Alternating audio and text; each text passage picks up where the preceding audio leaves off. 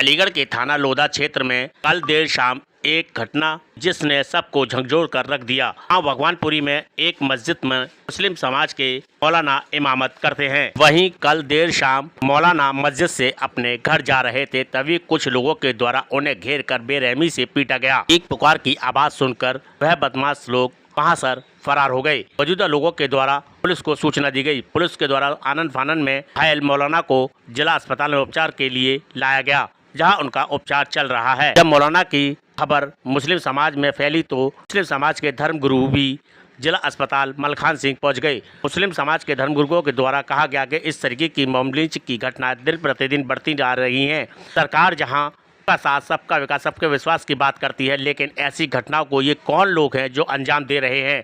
सरकार इन लोगों पर कब लगाम लगाएगी? पुलिस के द्वारा जानकारी देते हुए बताया गया कि थाना लोधा क्षेत्र में एक घटना की जानकारी प्राप्त हुई थी। तत्काल मौके पर पुलिस के द्वारा पहुंचकर घायल को जिला अस्पताल में उपचार हेतु दिया गया, जहां उनका उपचार चल रहा है। हमारे द्वारा टीम गठित कर दी गई है। पीड़ित के द्वारा दी गई तहरीर के आधार पर कार्रवाई की जाएगी। अलीगढ़ से असद खान की खास रिपोर्ट। हम रहने वाले बिहार के जिला भागलपुर के। क्या नाम है आपका? हमारा नाम कारी मुस्तकीम साहब है। अलीगढ़ में कहाँ रहते हैं? क्या घटना हुई, घटना बताइए। गांव लखनपुरा मस्जिद के इमाम साहब हूँ मैं 3:30 बजे दोपहर को ट्यूशन पढ़ाने जिरौली जाता हूँ। 4-5 दिन से ये रोज़ मुझे परेशान करते थे, लड़के लगा देते थे। और आज जो है इसने 4-5 आदमियों ने मुझे मेरी साइकिल रोक ली और कहने लगे कि राम राम को, जय श्री राम को। मैंने नहीं कहा। उसने सबने डंडे निकाल लिए और मुझे खूब मारा है। कम से कम डेढ़ घंटा 2 घंटा खूब पीटा है। और कहने लगे जो भी आते थे सब दाढ़ी पकड़ के और नोचते थे और लात और घुसे मारते थे, उठने ही नहीं देते थे। और कहने लगे कि इसे यहीं दफना दो, यहीं किसी को पता न पड़े। खूब मारने लगे। कम से कम 1.5-2 घंटा खूब पीटे इन्होंने। बहुत मैं अकेले था। मैं साइकिल से ट्यूशन पढ़ाने जाता था रोज के। गांव बुलागढ़ी है। तो जानते हैं आप उनमें से किसी को? जी मैं जानता हूँ। कौन है वो लोग? ये जो सब में शुरू में है उसको स्कूल चलाता है। नाम से नाम वाकिफ नहीं हूँ, लेकिन शक्ल से पहचान लूंगा उनको। तो वही गांव के ही हैं रहने वाले वो? जी गांव के रहने वाले हैं। क्या मंशा क्या थी आपके साथ मारपीट करने की? कोई विवाद वगैरह था आपको? मनसा यही थी कि ये मुसलमान है, ये कटवा है, इसे मारो, ये गाय खाते हैं, फलाना का यहाँ से भगाओ, इसे नहीं जान से मार दो इसे। घटना की जानकारी आपने पुलिस को दी थी? जी मैंने नहीं दी थी, लेकिन किसी साथी ने बाद में कॉल किया होगा, मालूम नहीं इसके बारे में। आपके साथ वहाँ मारपीट हुई थी तो आप कैसे आए वहाँ पे?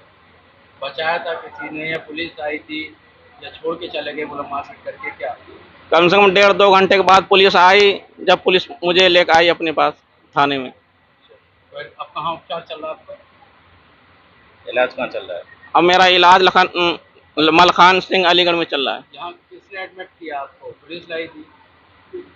जी आपके परिवार के कोई लाए? हमारे परिवार लाए थे। परिवार परिचित गांव के लोग लाए थे? जी गांव वाले साथ में थे और पुलिस वाले भी आए। तो कहाँ कहाँ चोट है आपके? क्या मारा? डंडे घूसे और ईंट मारे हैं, सरों में और पीठों पे, दोनों बाजू पे। और दांत तोड़ दिए, दांत में घुसा मारे, लात मारे हैं और होठ फाड़ दिए हैं। कितने दिन से आपको टॉर्चर कर रहे थे? कम से कम महीनों भर से कर रहे थे, लेकिन 4-5 दिन से ज्यादा कर रहे थे। इस बात को लेकर के ये इसी बात के कि जय श्री राम के जवाब नहीं देते, राम राम नहीं कहता, इसको मारो। आपने शिकायत करी है पुलिस से? तहरीर वगैरह दिए नहीं? इससे पहले नहीं दी थी। आप तहरीर दिए? हाँ मैंने इसीलिए नहीं दिया था कि आगे ये मामला ना जाए, माहौल खराब ना हो। मैं अपने सीधे निकल जाता था। मुझे मालूम नहीं था कि आगे चल के ये घटना होगी। मेरा नाम सैयद अब्दुल्ला, जिला अध्यक्ष जमीयत उलमा हिंद जिला अलीगढ़। ये इमाम साहब हैं लखनपुरा के, और इनके साथ में मुस्तकिल 1 महीने से रास्ते में जाते हुए कटवा, मुल्ला, पाकिस्तानी, इस तरीके के अल्फाज का इनके ऊपर इस्तेमाल किया जा रहा था। मुस्तकिल इन्हें टॉर्चर किया जा रहा था। आज इनके साथ में मारपीट की गई और इन्हें लिंच करने की कोशिश की गई है।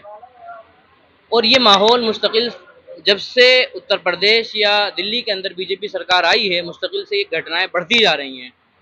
एक तरफ सरकार का ये दावा है कि हिंदुस्तान के अंदर क्राइम जो हैं वो कम हुए हैं, गुंडों को जेलों के अंदर डाल दिया गया है, लेकिन जब ये सड़कों पर खुले और नंगे नज़र आते हैं इस तरीके की घटनाएं करते हुए, ये कौन लोग हैं? यहाँ सरकार के जो दावे हैं वो झूठे साबित होते हैं बिल्कुल। इस तरीके की घटनाएं करने वालों के खिलाफ सख्त धाराओं में, सुसंगत धाराओं में कार्रवाई होनी चाहिए ताकि इस तरह की घटनाएं रुक सकें। कहाँ की घटना है? ये अलीगढ़ लखनपुर गांव है, थाना लोधा। कब की घटना? ये आज दोपहर की घटना है, अभी शाम के टाइम। अब कहाँ उपचार चल रहा है इनका? ये मलखान सिंह जिला हॉस्पिटल है अलीगढ़ का। कहाँ कहाँ चोट है? जी, चोट कहाँ है इनके शरीर में? क्या मारा है? आपके पास इनके सर में चोट है और भी क्या नाम है, इनके हाथ में, सर में और भी गुम चोटें हैं। इन्हें काफ़ी मारा गया है, इन्हें दिख रही है, मुंह पे है, इनके सर पे है।